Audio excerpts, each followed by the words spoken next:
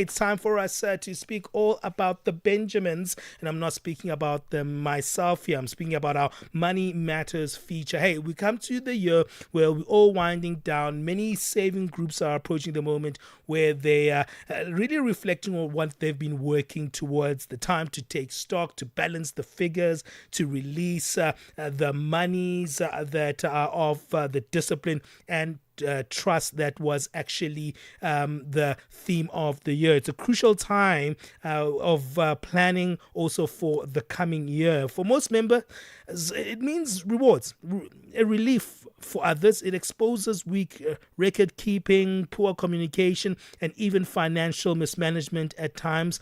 What are the systems, the checks, and the conversations that keep these groups together? We look at this with Palesa Tlholoe, who is a certified financial planner. Palesa, welcome on the show.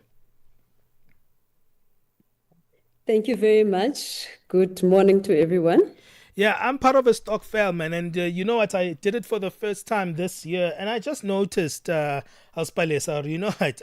There's those ones who are not committed. There's one guy that we always are giving fines. And it's like the behavior is not changing throughout the year. It's like, guy, man, we're even afraid to give the guy more fines. Is he even paying the fines? No, he's not even paying the fines, Palesa. But, you know, that's the thing. Some are faithful, some are unfaithful. And we look back and we're like, should we chase this guy out and we just stay here? It's a time of reflection, isn't it, for many of these stokvels or saving groups right now? Correct. All right, I think let's dive right into it, Benjamin. All right, so there's different types of stokvels or friendly societies as they are known in the formal setting in South Africa. There's different types of them. So you find one that is registered and you find some that are not registered that are informal. So for a group to be registered, it has to follow certain requirements, and you will find those requirements at the FSCA website. Now, if a group is then registered, it gives you some benefits as a group member, right? And so some of those is that if the group is registered with the FSCA, then it will abide by the rules of the FSCA in terms of how it's governed. It will follow specific rules. So for instance, there'll be contributions that cannot exceed a certain amount. The last time I checked, for instance, contributions could not exceed 7,500 per month per member in terms of contributions. These groups that are registered are also not for profit. And importantly, though, is that if there is an issue, if there are disputes, you sort of have a dispute mechanism that you are able to follow instead of just, you know, as you are saying, now you complain directly yourself. There'll be, committee members and a certain protocol that will be followed when there's disputes, and there's a dispute resolution process that you'll follow, and so on and so forth. And so we know that it's always best to have these structures formalized, but it's not always possible to formalize them for one reason or another. So let's talk about one that is not formalized. If it's not formalized, it means that it's not registered with the FSCA. And therefore, you'd find that in those instances, then the group will have its own constitution that it has decided on, it abides by. And I would then just assume in those instances, because I'm not part of it, I'm not part of any, and that's why this now is an assumption of an informal setting. I would assume that in that informal setting, the way in which you're going to resolve disputes would be as per the rules that have been designed by the members of that group. Sure. That's the difficulty, right? Even if you have certain rules, you know, but it's like, people are just our friends. And we love them. They mean a lot to us. And we don't get disciplined, you know. And now we have to not even comply to the Constitution in itself. And that's a problem, isn't it? It is. And so I think, and I would then just encourage right from the onset that if you are, and if you haven't started a group as yet, perhaps consider the option of formalizing it right from the onset, because then it assists you in terms of these disputes that happen. One thing when it comes to finances is that we always think of the positive things that we're going to get out of it. We think we're going to put the money together, we're going to earn 10% on it because it's larger than if it was just my money and what have you. And we know financial institutions, particularly if you talk about banks, when you're going to save your money at the bank as a group or as an individual for that matter, the bigger the amount, the better the interest that you're going to get. And so just the anticipation of it and the prospects of getting more interest than you would have gotten on your own is the one that is making it more attractive to a lot of people. And it's a fantastic thing. However, if you then not formalizing it, even that interest that you are hoping to make out of it, it's not going to make much, you're not going to get much interest if someone has ran off with a certain amount, and hence then the requirement, or rather the need to sort of formalize it. So with the formality, as I've mentioned initially, then it also gives you other options besides having an opportunity to only save your money at the bank. You can also now start approaching other institutions where you are able to save your money. You can start approaching institutions such as the unit trust or asset managers. You can go to an insurance company and so on and so forth, because at least, when you're coming in as an entity, you are able to be recognized as an entity, and they are going to assist you in ensuring that governance protocols are followed as they should be followed. So for instance, if for a group to be able to go and make a withdrawal, it will require 3 signatures, then 3 signatures will be required, and that financial institution or whether it's a bank or an insurance company or an asset manager, they are not going to release those monies unless they have those 3 entities. Also, in terms of the constitution itself, or the rules that the group would have created, they would want to see who are the right people, because the constitution will stipulate that it is Palesa and Benjamin who are the signatories on this account. And so if Noma Tamsanga is the one now who's coming suddenly, then they're not going to be able to release the funds.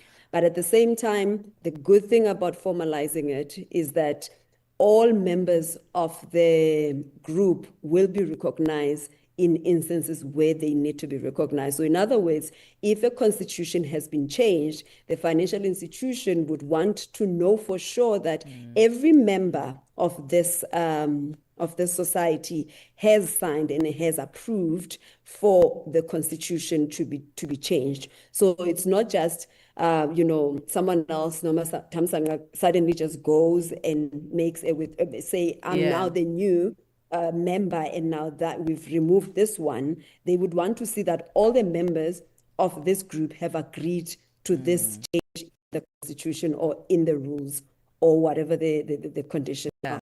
Okay, Palesa, we need to take a quick break. We'll be back, continue this conversation. It's almost payout time, and those who are in group savings or stokvels are anticipating it, but we know the trouble that sometimes comes around this time of the year.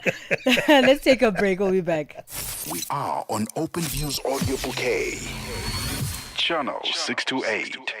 Zilipendwa na Abedi Jean de la Croix. Leo tujadili kuhusu chipukizi wanaoimba nyimbo za wasanii wengine. Unadhani hili linatokana na nini, Omari?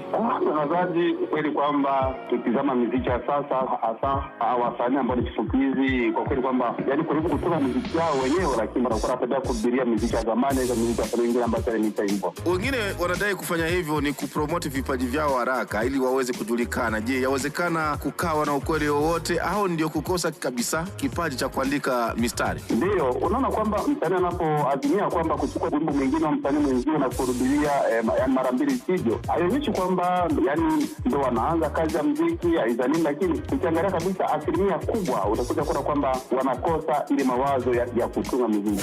Zilipendwa kila Jumamosi kuanzia saa 12 kamili majira ya Afrika ya Kati hadi saa 1 kamili majira ya Afrika ya Kati.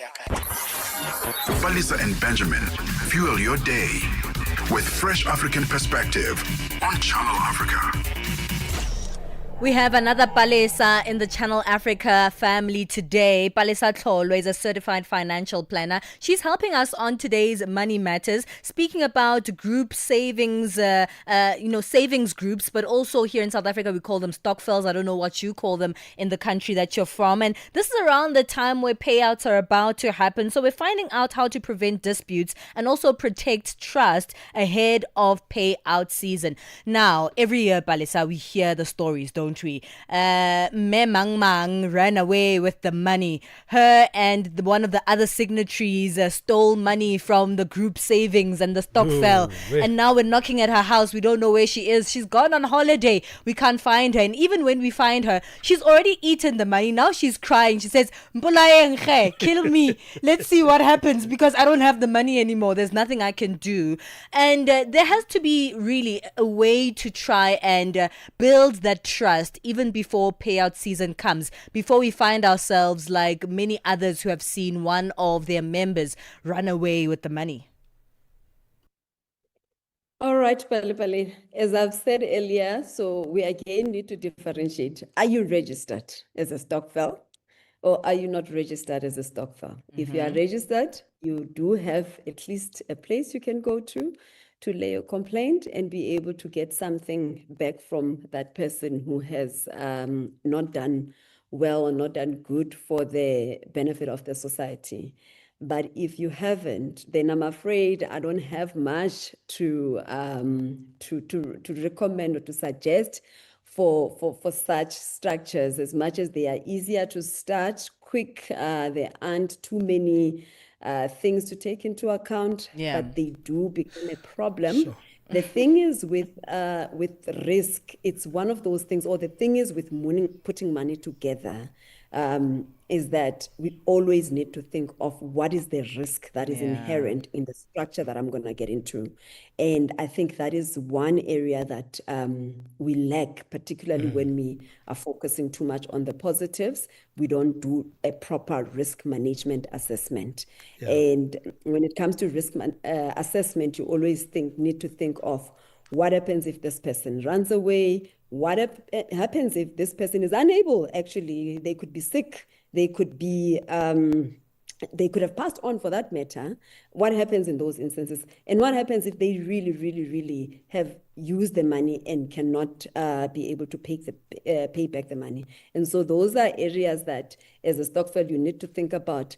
As I'm saying, if you are registered, then certainly the first place to start at, like any other institution or like any other people that come together, be it a trust, be it a company of any nature, you as that entity are able to approach the regulators of your industry that you're falling under. So friendly societies will fall under the Financial Sector Conduct Authority. They fall under the Category 1 license, and therefore the regulator under there is an ombudsman. The ombudsman looks after both the Category 1 license holders as well as Category 2 license holders. And that in terms of Category 1, it includes your short-term insurance as well as long-term insurance. And under insurance, as you know, and why there's a link between what you're asking about and what I'm explaining to you is that under Category 1, for instance, there's funeral societies, right?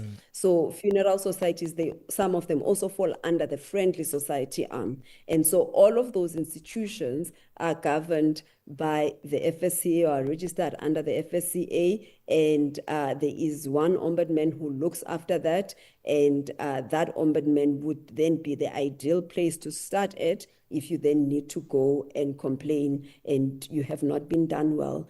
It does happen in certain cases that you are able to approach the courts, but I think whenever you're going to approach the court, then it becomes a legal battle, a rather more complex legal battle that I would not want to get to. Sure. I would rather then you consult a legal professional in that instance. But from this particular industry, the savings industry, as well as the funeral industry, there is an ombudsman that you can contact, and you will be able to then hopefully get some resolution in terms of issues that you are facing as a society. All right, we've run out of time. I wish we can continue this one, but thank you so much for helping us on this conversation.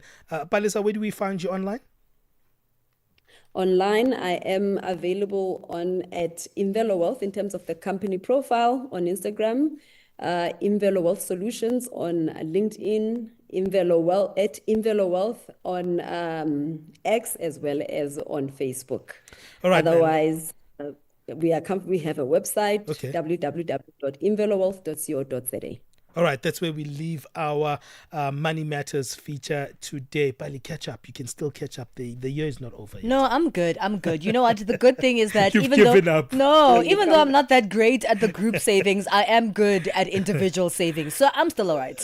No, man. We're talking about something when you're talking about something else here. Yeah. The All year is right. over. It's Because too late for this The year. thing is, we don't have evidence of the other one, but we have evidence of this one. You don't have evidence of that either.